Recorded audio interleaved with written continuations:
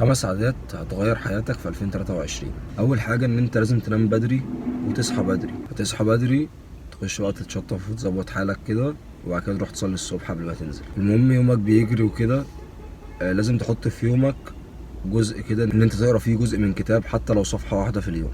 وبمناسبه حوار الكتب، لازم تنقي حاجه تستفاد منها بجد، مش اي حاجه وخلاص. الحاجه رقم 3، وانت قاعد مع ناس حاول تسمع اكتر ما تتكلم عشان تعرف تستفاد في نفس الوقت، عشان تبان برضو ان انت حد تقيل شويه. رقم 4، وانت قاعد حاول تقعد مع ناس دماغها كبيره، والناس دي تكون ناضجه فكريا، عشان من الاخر كده القعده بتاعتكم تكون مفيده. وابعد بقى عن القعده اللي فيها هزار كتير وضحك بقى وكلها ما فيهاش اي فايده، او تلاقي ناس مثلا كلكم قاعدين ماسكين التليفون، فمن الاخر هي القعده كده بتبقى عباره عن تضييع وقت. وبرضه لازم تبعد عن القعده اللي فيها شباب دماغهم اطفال، عشان هيقلوا من نفسهم وهيقلوا منك، وهيبقى شكلكوا كده حبة عيال صغيرة، والناس هتقلل من قيمتكوا وهتشوفكوا عيال صغيرة. بس كده، استنوني في فيديو جديد. سلام.